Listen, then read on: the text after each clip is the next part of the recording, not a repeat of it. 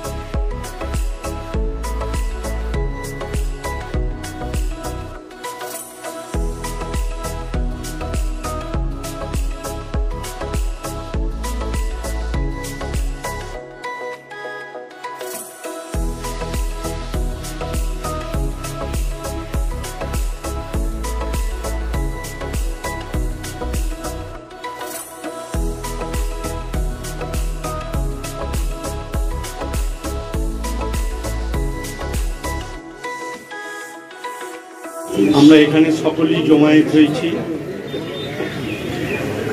আজকের এই বড়দিনের উৎসবের সূচনা। তার কারণ আমাদের রাজ্যের মাননীয় মুখ্যমন্ত্রী মমতা বন্দ্যোপাধ্যায় তিনি উৎসবগুলো মানুষ যাতে আনন্দ মুখরিত হতে পারে এবং মানুষ যাতে এই উৎসবে সামিল হয় সেজন্য তিনি বিভিন্নভাবে প্রচেষ্টা করেছেন। উদ্বোধন করবেন এই উৎসবে। এখানে আমাদের জেলা শাসক আছেন, ইদিরা যেমন আছেন তেমনি ডেপুটি ম্যাজিস্ট্রেট যুদা আছেন। এখানে উইলিয়াম কেলি থেকে শুরু করে প্রথম ছাপাখানা আকবরের আইনি আকবরী থেকে শুরু করে যে মানুষেরা রয়েছে তাদের নিজস্ব ধর্ম আছে, আচার আছে, উপাচার আছে, কৃষ্টি আছে, সংস্কৃতি আছে, ভাষা আছে, লিপি আছে, হরফ আছে, সেগুলোকে সংরক্ষণ করার চেষ্টা মধ্যে দিয়ে বর্তমান প্রজন্মের কাছে তো করার চেষ্টা করেন। কারণ এটা দিয়ে আমরা বাঁচি। আমাদের বাঙালির যে গৌরব আছে, আমাদের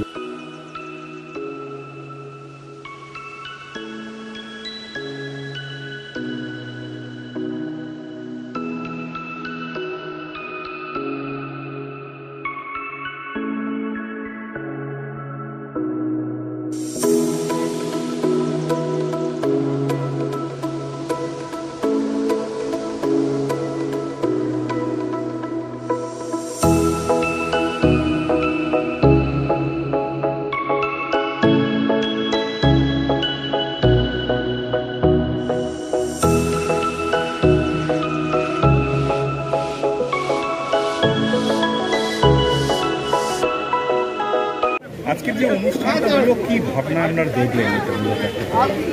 এইটা হচ্ছে সর্বধর্ম সমন্বয়ের একটা উদযাপন করা আমাদের মেনলি উদ্দেশ্য। যে যীশু খ্রিস্ট এসেছিলেন একদম গরিব ঘর থেকে তিনি উঠেছিলেন, তো আমরা চাইছি যে আজকে তিনি জাতি ধর্ম নির্বিশেষে কিছু দেখেননি, কিন্তু সেবামূলক কাজ করে গেছেন। আজকে মাদার টেরেসাকেও আপনারা দেখেছেন যে তিনি প্রত্যেক ঘরে ঘরে সেবামূলক কাজ এবং তার দৃষ্টান্ত আমরা আজকে ভোগ করছি। তো এই শ্রীরামপুরের বুকে যে ডেনমার্ক যারা এসেছিলেন, যে এই চার্চ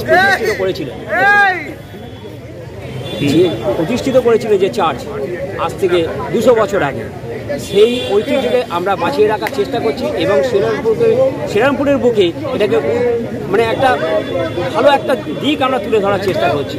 আমরা চাইছি যে বড়দিনের সময় শ্রীরামপুরবাসী কেন সারা পশ্চিমবঙ্গের বাসী মিডিয়ার মারফত হোক বা এসে হোক, যেমন বাংলাদেশ থেকেও গতবারে প্রচুর লোক এসেছিলেন এখানে, এবারে হয়তো কিছু বাধা আছে, কিন্তু আমরা চাইছি যে সমবেতভাবে সবাই উদযাপনটাকে এই ক্রিসমাস কার্নিভালকে তারা উপভোগ করুন। এই বছরের নতুন ভাবনাকে কেমন লাগছে?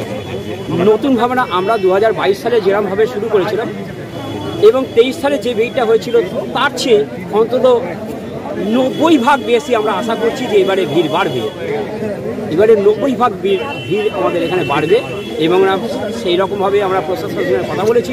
প্রশাসন আমাদের মিউনিসিপ্যালিটি তারা আমাদের পাশে আছেন, তারা যথেষ্টভাবে আমাদের সহযোগিতা করছেন এবং তার সাথে আমরাও মিডিয়াকেও বলছি যে তারা আমাদের সঙ্গে থাকবেন, আমরা যেন সুন্দরভাবে এই প্রোগ্রামও যে 12 দিন চলবে। আমরা জানেন যে ভেসেল চলছে গঙ্গায়, তার একটা এন্টারটেনমেন্টের জন্য আমরা চেষ্টা করেছি এবং তার মধ্যে প্রত্যেক মানুষ যাতে এক হয়ে এই বড়দিনকে উদযাপন করতে পারে সুন্দরভাবে।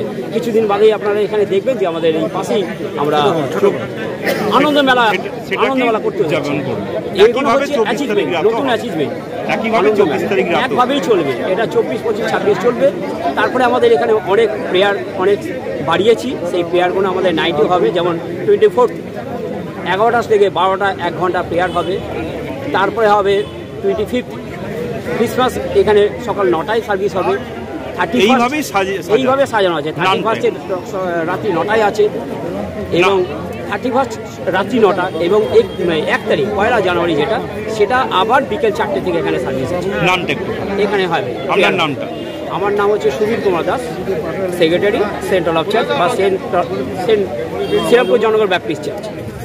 আজকে বড়দিনকে সামনে রেখে বড়দিন এবং 1 জানুয়ারি বাংলা নববর্ষকে সামনে রেখে আজকের আমাদের শ্রীরামপুরে হেরিটেজ এবং ট্যুরিজম উৎসবের শুভ উদ্বোধন করেছেন মাননীয় মুখ্যমন্ত্রী ভার্চুয়ালে। এর উদ্দেশ্য হচ্ছে, এর মধ্যে আমরা জানি যে একটু মানুষকে জানাতে হবে যে শ্রীরামপুরের ঐতিহ্য কী আছে। শ্রীরামপুরের ঐতিহাসিক একটা জায়গা, এখানে আমাদের প্রথম ছাপাখানা হয়েছিল, এখানে শ্রীরামপুরের রথ 625 বছরের উপর রথ আছে, গোলাপ চার্চ আছে। সেইগুলোকে তুলে ধরার জন্য আমরা 10 দিন ধরে হেরিটেজ এবং ট্যুরিজম উৎসব করছি। ট্রান্সপোর্ট ডিপার্টমেন্টে একটা লঞ্চের ব্যবস্থা করা, যেটা রোজ এখান থেকে চন্দননগর এখানে যাতায়াত করবে। সারাদিন 4 মধ্যে খাওয়া নাচ গান এবং খাওয়া দাওয়া থাকবে, বিনোদনের জায়গা থাকবে। এটাকে বিভিন্ন তুলে ধরতে চাইছে, বিশেষ করে নতুন প্রজন্ম যাতে এটা জানতে চায়, তার জন্য একটা নতুন এখন সেলফি জোন যেটা হয়েছে, দাঁড়িয়ে দেখে ছবি তোলা। সেখানে শ্রীরামপুরে যত ঐতিহ্য যেগুলো আছে, ঐতিহাসিক জিনিসগুলো আছে, সেগুলো সেই সেলফি জোন একটা থাকবে। এরকম 15-20টা আমাদের এখানে সেলফি জোন হবে, সেখানে দাঁড়িয়ে থেকে তারা ছবি তুলবে এবং এটা তাদের স্মরণীয় হয়ে থাকবে কি শ্রীরামপুরে আমার এটা ঐতিহ্য। তারা জানবে মূল উদ্দেশ্যটা কি। মূল উদ্দেশ্য নতুন প্রজন্মকে জানিয়ে দেওয়া শ্রীরামপুর শহরটা কি, শ্রীরামপুর শহর কি ছিল, আজকে আমরা কোথায় আছি। অর্থাৎ শ্রীরামপুরের ইতিহাসকে তাদের কাছে তুলে ধরে। একই সাথে ব্যবসারও পুরনো জায়গা আছে এখান থেকেই আজকে রোস্তারও ব্যবস্থা হয়েছিল, এখান থেকেই ব্যবসায়ী স্থান ছিল, যেটা ডেনমার্ক যারা করতো, এখানে নৌকো তাদের হতো। এগুলো প্রত্যেকটা ব্যাপারকে আজকে আমরা তুলে ধরতে চাই ঐতিহ্যের। হ্যাঁ, বড়দিন উপলক্ষ করে আজকে শ্রীরামপুরে ঐতিহ্য মণ্ডিত শহরে শ্রীরামপুর প্রাচীন জনপদ, বহু ইতিহাস বহু ঐতিহ্য কৃষ্টি কালচার শ্রীরামপুরের সাথে যুক্ত হয়ে রয়েছে। মাননীয় মুখ্যমন্ত্রী এই বাংলায় যত ধর্ম সম্প্রদায়ের মানুষ আছেন, তারা যাতে তাদের নিজস্ব ধর্ম আচরণ করতে পারেন এবং তার সেই সমস্ত ধর্মীয় আচরণের মধ্যে দিয়ে যে উৎসব তৈরি হয়, সেই উৎসবে সকল মানুষ অংশগ্রহণ করে। মুখ্যমন্ত্রী সেটাই চান। ফলে বড়দিন উপলক্ষে একেবারে কলকাতা থেকে উনি সারা রাজ্য জুড়ে যে চার্চগুলো আছে, সেই চার্চে এই বড়দিন উপলক্ষের এই উৎসবকে সূচনা করলেন তিনি, ভার্চুয়াল সূচনা করলেন। আমরাও এখানে রয়েছি, মাননীয় মন্ত্রী বেচারাম মান্না রয়েছেন, শ্রীরামপুরের চেয়ারম্যান সাহেব রয়েছেন, এমএলএ সাহেব রয়েছেন শ্রীরামপুরে, আমাদের এসডিও এবং ডিএম জেলা শাসক রয়েছেন, সিপি রয়েছেন, এসপি রয়েছেন, সমস্ত আধিকারিকরা রয়েছেন এবং শ্রীরামপুরে এই চার্চের ফাদার সহ অন্যান্য সকলেই রয়েছে। অনেক মানুষ এসেছিলেন এবং এই উৎসবটা যাতে খুব সুন্দর হয়, 10 দিন 12 দিন ব্যাপী উৎসব চলবে এখানে। আমরাও সকলেতে অংশগ্রহণ করব। বিশ্ব পিতার কাছে আমাদের এই নিবেদন থাকবে যেন উনি শান্তি দেন, সারা পৃথিবী যাতে শান্তিতে থাকে এবং সকল মানুষের যেন মঙ্গল হয়। আমরা পরিবহন দপ্তর থেকে, যেহেতু শ্রীরামপুর চন্দ্রনগর এবং ব্যান্ডেল এখানে চার্চ রয়েছে এবং এই উৎসব তারা পালন করছে, তাই আমরা একটা ভেসেল দিয়েছি, সুসজ্জিত ভেসেল। সেই ভেসেলের মাধ্যমে শ্রীরামপুর চন্দ্রনগর এগুলো মানুষ যাতায়াত করতে পারবে এই 10-12 দিন ধরে।